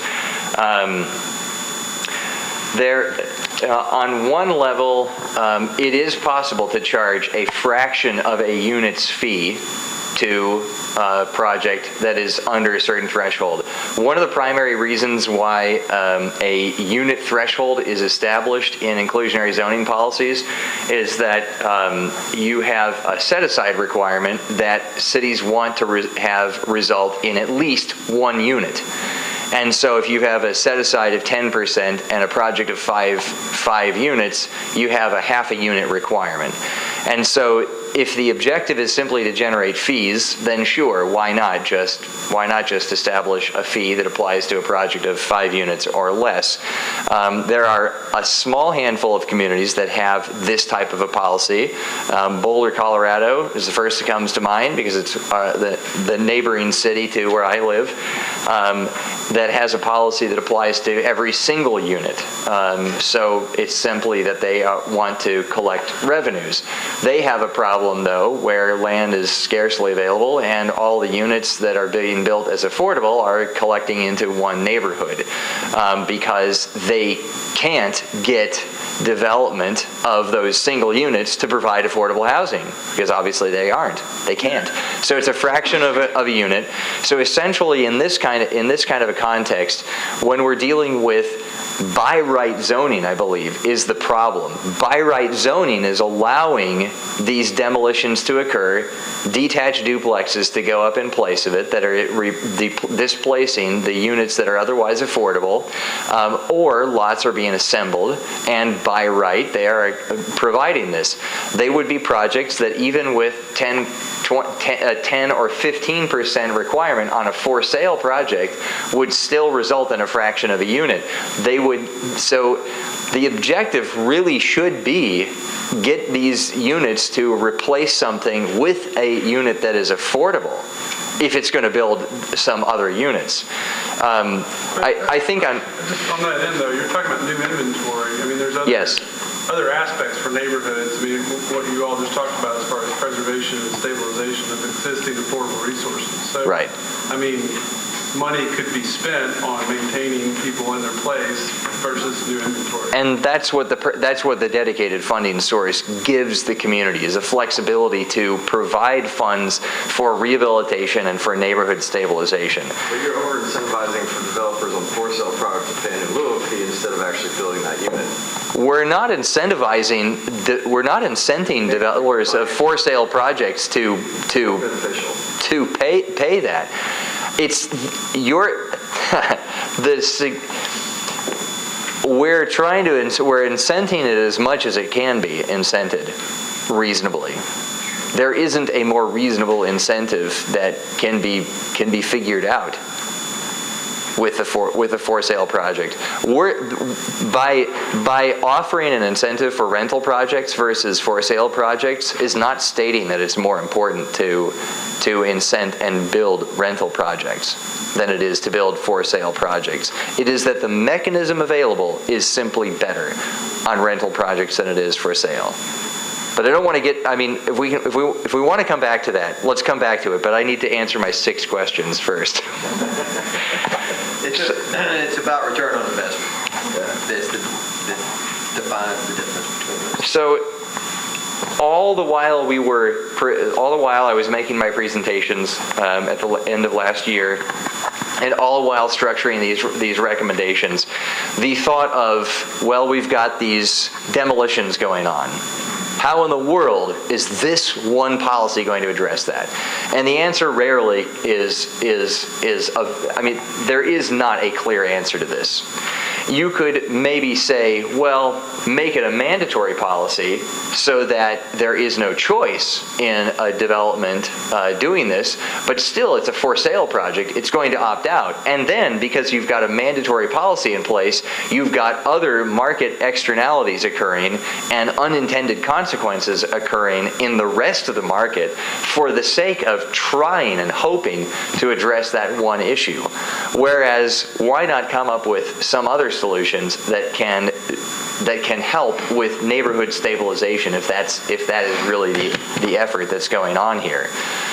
And after a while, who's to say that the duplexes that are built today that are supposedly selling for twice what the existing units are priced at aren't going to be affordable in 10, 15, 20 years because of their type of construction. Who's to say that those are going to... What? Question 2. Did I take you along with question 1? What profit number did I use for my assumptions for rental and for sale? I didn't use a specific number. I used relative degrees. So because I'm not making a statement on what is possible for projects. I am saying that relative to base entitlement, this is what the performance is for the other scenarios. So right now, I would say that the internal rate of return, which are all shown up there on projects, for unleveraged return, I would say that 10 to 12% is pretty standard for unleveraged internal rates of return on a for sale project. There are only a handful of projects right now that pencil out at 10 to 12% unleveraged IRR. 5-story, 10-story, 20-story don't make the cut.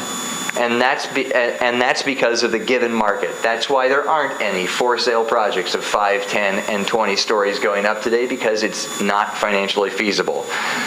On the rental side, these are return on cost numbers. I would say that, the last time I worked with a rental developer, the return on cost was, they were shooting for about 6%. These numbers fluctuate depending on things, but I would say that most of the legitimate rental projects that are going on right now are there in the townhome to 20-story range, which are roughly between 5.1 and 5.8, and maybe the five stories are really the more profitable ones at just above 6%, 6.3% return on cost. I would say that's a metric to go on, but the way I calculated all of these set-asides and all of the other aspects of this policy are relative. They're relative to base entitlement. So I'm not making a statement on what the minimum requirement has to be. What assumptions were used to conclude that requiring affordable units of 50% would not pencil? I think I need a clarification on that one. What is the 50% referring to? Of AMI. Why we're not calculating 50% AMI? In your scenarios, you start with 60%. Right. And is that just because of, here's the definitions, anything that's 60% and below, it's... Most rent for that's specifically related to the rental policy aspect of this, and most affordable rental projects are going to be around the 60% AMI category. If we want to shoot for lower than that, we can look at that number. Tax credit projects are 60%. Tax credit projects are not always 60%. Tax credit projects can be anywhere from 30 to 60%. And a lot of them, and 9% are typically a distribution of 30, 40, and 50%. 4% are going to be typically more along the line of 60% AMI. But the problem, the issue here is that there are tax credit projects that are at this level. And we want to produce a bit of a variety of AMI of units at different AMI levels. But if it is important to this city to get units at rental units at 50% AMI, then we can look at what that set aside could be. I'm just looking at the numbers and the wages of the different industry sectors and comparing their wages and what's affordable at their income level. Like healthcare workers, for example. That's the biggest. That's the industry with. They're falling at 50% and below. That 50% range. They're not. Their incomes are not hitting the 60% range. They don't make that much money. Well, I have some numbers too on wages by industry over time. We'll have to take a look at that. Yeah, look at that and then look at the community needs. Because the wages in the city since 2000 have actually increased at 3.4%, which is greater than inflation. So we'll have to, and by industry, we'll have to look at that. I mean, that's kind of like the basis for a community objective, a community goal to target certain industries and certain workforce sectors. Yeah. Can I just piggyback on that? I think any tool that tries to address all the AMI levels gets diluted. And as we talk about all the different tools in this toolkit, I know you're tired of probably hearing me say that, but the dedicated funding source, Barnes Housing Trust Fund, is probably going to be the one that was what it was created for, to be a local, flexible funding source for 80% AMI or below. And there could be some percentage that's part of the next discussion of what are the priorities. Do we need to focus on rentals for 50% AMI or below? Do we need to focus on 60% or below rentals? Yeah, so those that's a broad range. What we see, the earning, the income information that we're seeing there, and this is consistent with the community needs assessment. There are thousands and thousands and thousands of people that fall into the income range of 22 to 27, 28,000 sometimes. There are thousands of people in that range, and so that's less than 60%. 60% of what, the average wages? No, of Davidson County. In that, not to belabor this point, but how many jobs are you factoring in per household? Because if you're doing that calculation on the basis of wages to household median income, that's a single worker to a household median income with an average factor of workers, which in Davidson County is about 1.7 jobs per household. So you would have to multiply that wage by 1.7 and then divide by the household median income to come up with the AMI equivalent. Yeah. Otherwise, it's going to look really low. Right. I think the expansion of David's contract, looking at some of the housing needs and gaps and the differences. Maybe that'll flesh that out. Well, we can work on that. Yeah, I think so. Yeah. Part of that is like. Or help you with it, whatever it is. I just like to flesh that out. No, I think it's important to identify where some of these wage levels and industries fit into sort of the AMI spectrum, because we're talking a lot about AMIs. Okay. All right, next question, do you have any estimate of how many units this plan would produce per year? Use this year for your estimate. This sounds like a trivia question. I think I know who asked the question, too. It sounds like yours. Is that the one with all the stars? No, but this sounds like your question, Avi. I would have asked. You would have asked it, and if you didn't take credit for it, because whoever asked it was channeling because I think you've asked me this question before. All right, so here's the way the numbers would work. All right, so if there are 5,000 units being permitted in the year, that's right now. The split is 50% rental and 50% ownership. The ownership side is going to be a lot of single-family stuff. It's going to be a lot of master plan developments, that sort of a thing. Let's take the rental side right now. That's 2,500 units that are being permitted a year in rental projects. They're probably mostly large-scale projects, so I'm going to make the assumption that 100% of them would apply to the policy. Let's also say that potentially, because this rental policy incentive is so strong, that if in the case 100% of them decided to take advantage of this and produce units, that would be about 250 units a year. If just half of those projects, of the 2,500 units, decided to build units, that would be 125 units a year.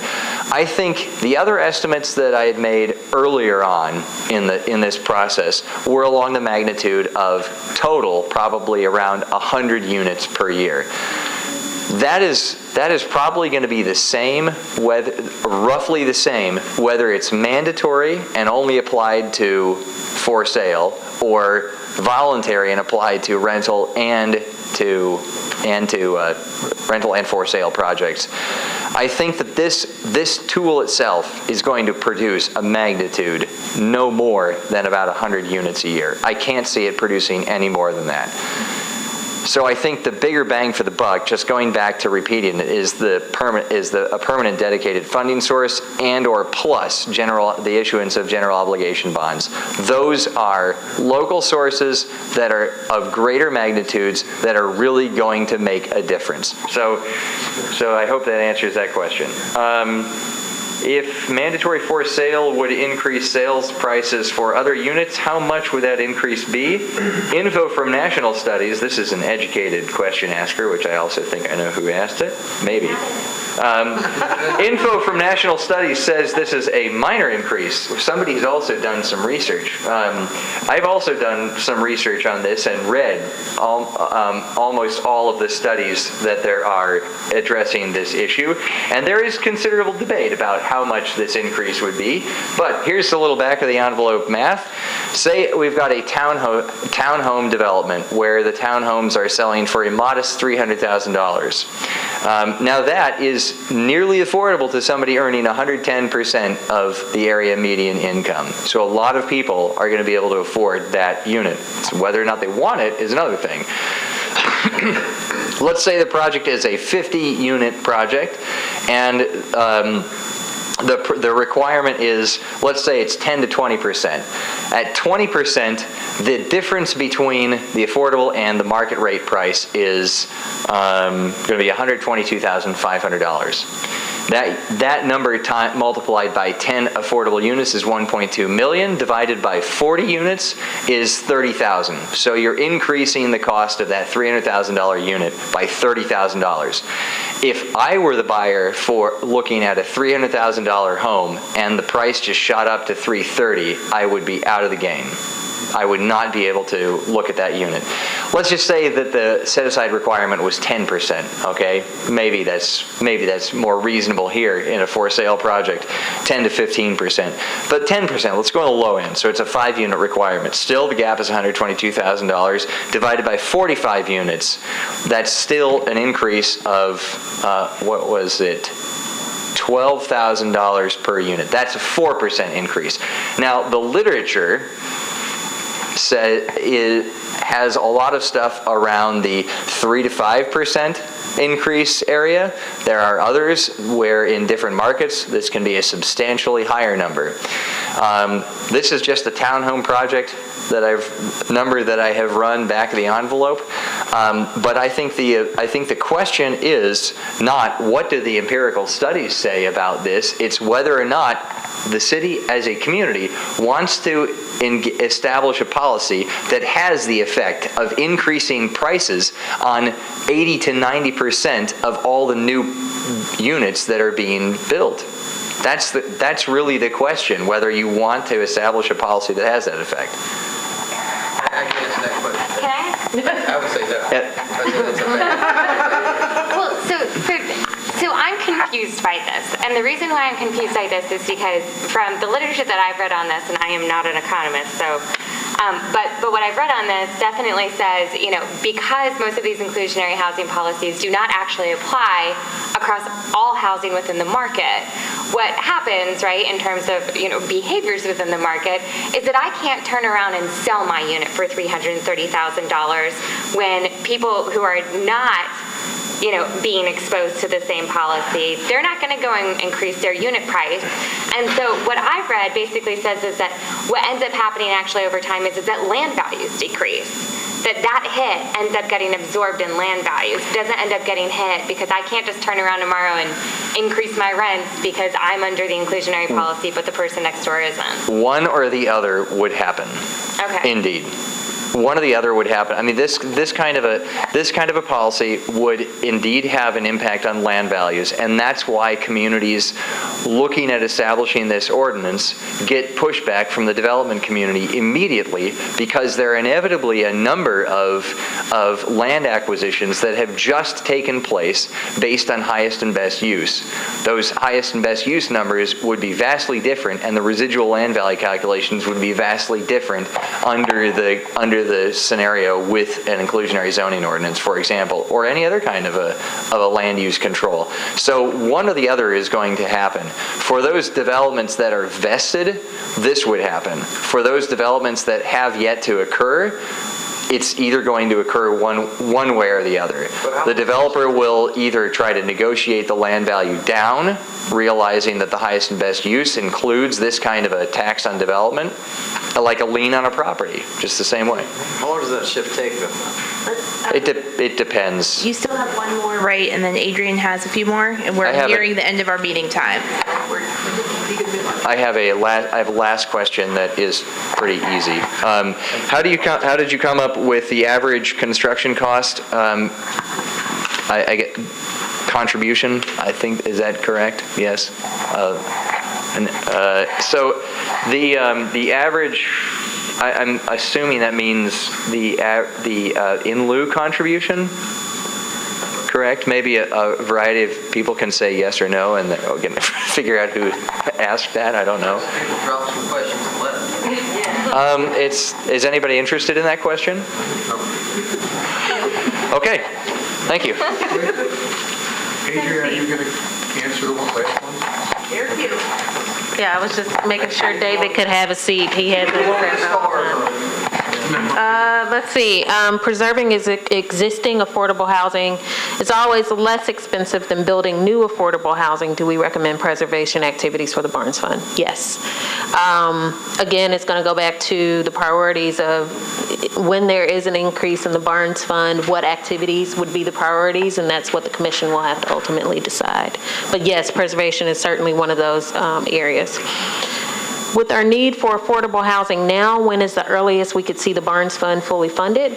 I can honestly say that the mayor is committed to this and hopes to, after the budget hearings this week, next week, I think ends the budget process, the mayor will be ready to make an announcement. And this will then announce some of her plans and details about housing in Nashville from that. Follow-up question about Barnes Fund after a rezone request is complete. What's to prevent rezone request and no intention of going to the Barnes Fund? And this is going to be probably a tag team between Carrie and I. But I think from our end, once the rezoning request it happens, then I think we're going to have to enter into something to make sure that they actually pay the in lieu fee. We'll have to have that whole Housing Trust Fund Commission review whatever they propose. And then we'll have to have some guidelines in place, and we haven't gotten to that, but I'll let you answer. So the codes department every day is reviewing development against the existing zoning code, and the clear date of when this ordinance is effective will create a clear point in time when they know that they need to flag the Housing Trust Fund Commission on the review of the development. And so through our everyday permit review systems, we'll be able to include them and make sure that permits don't get issued without people having to go through the Housing Trust Fund Commission. And what's important about that is that we're kind of starting that process now because we're thinking about metrics. We want to be able to report and talk about the economic impact of providing this affordable housing. So we're starting the conversations, and hopefully we can have some further conversations with codes and the development services team. As a result of all of this, and I know this is Avi's question, so here we go. Got stars? Here we go. It doesn't have stars. I'm missing the stars. You already did those. Okay. So as a result of all of this, what might you honestly expect that this county will look like in 5 years and 10 years? Want to know if your vision, you tell me that, vision is same as those who started this journey here. So what I expect it to look like in 5 to 10 years is mixed income communities. I expect that we have full life cycles in communities where somebody that is recently out of college can rent for a certain period of time. This is me giving a story, so here we go. A day in the life of Adrian. That's right, life cycle. So when we think about, we have a huge college graduate population here. So we're starting there. Let's just give an example. They want to stay here. They've gotten a job. We would like for them to be able to rent somewhere for however long. They may get married and they want to buy a home, and they love the community they live in. So they want to buy a home in that community. We want them to have the option to buy. They then want to have children, or they have children. They need a larger home, but they want to stay in that community. We want them to have the option to have that home in that community. They stay in that community for 20, 25, 30 years. We want them to be able to age in place. I think that's when we talk about increasing housing options, I think we want to make sure that we have different housing options for different needs. And I mean, today we've talked about income needs, but there are a whole host of needs related to transitional and supportive housing needs. We're talking about homelessness on a daily basis. So all of this that we're talking about tonight is, yes, relative to the discussion, but I think we have to make sure that we have housing options that address all the needs. So in 5 and 10 years from now, I hope that we're, continuing to have a dedicated funding source for Barnes Fund. We have these incentives available to private developers, that we have property still available, that we have some acquisition mechanisms, that maybe we could have a land bank. Who knows? But it's just continuing to have options and continuing to build that toolkit. I'm going to ask, the last one is, want to know if your vision is same as those, it's same as it started. Yes and no. There's no way I could have predicted that we would be having this affordable housing discussion like we are today. For those in the room that have been kind of in this 5 years ago, 20 years ago, you know that we haven't had the same momentum and engagement. So it's changed in a bit because as we've had these discussions, we've engaged David. We have the whole feasibility study, which is something we've been talking about having for a while now. And so now we have this report, and now we have some of the tools. We have the community needs assessment. We have all these different tools that can help us as we think about priorities. Mandatory inclusionary housing was something that I thought, yes, that's how we're going to get more units. But that's one of the reasons we wanted to have a feasibility study, to see if that was really the path that needed to happen. And so now we have some of this data that kind of helps us think about tools in a different way. So I hope I answered. No, I didn't answer. Avi has his hand up. Just kind of be sure I'm understood. I know there are people that travel this journey a lot longer than I am. I'm new to this, and I'm not expert. But I am altruistic, and I don't think it's unreasonable to ask. And I probably should have said 4 or 8, because that corresponds with what I hope our mayoral terms will be. But given all of this, the underpinnings that drove us to push for the 2 pieces that ended up on your lap, and the piece at the state about the underpinnings, was really a vision for what we thought this community needed. And a lot of people subscribe to that. And I guess, to me, when we talk about someone driving this, you start with that vision. So it's clear to everybody that we expect over a relatively reasonable period of time that we will have inclusive neighborhoods. We won't have concentrations of poverty. Our kids will have opportunities. All the things that we think that we believe. And I really ask that question because unless all the players doing all these pieces have that same vision, we're tinkering and won't get there. So that's why I was driving someone to steward it, say what the vision is. Community understands it, and the plan is clear, including all the things that have been added to Doug and David and Carrie and the others, and that's really where I'm coming from. A school district has to have a vision for what schools look like. Otherwise, principals cannot carry out their work. And I will say that the mayor is dedicated to not creating programs. I think we could come up with a program that could be a 4-year or 8-year program, and that's not what the mayor is interested in doing. She wants sustainable policy. And so that requires some time. It requires conversations. It requires data. And I think we're following in that path to make sure that we have a sustainable housing policy. So it may not instantly address the housing need. We know there's a housing need, but I think it's important that we take a little time to make sure we understand what the true need is. And you're right, the vision, I think you'll hear from the mayor very soon about what her housing plans are for Nashville. And I think that will have a clearer vision for you. I think some of the tools have already kind of been outlined, but I think she'll be able to kind of provide that vision.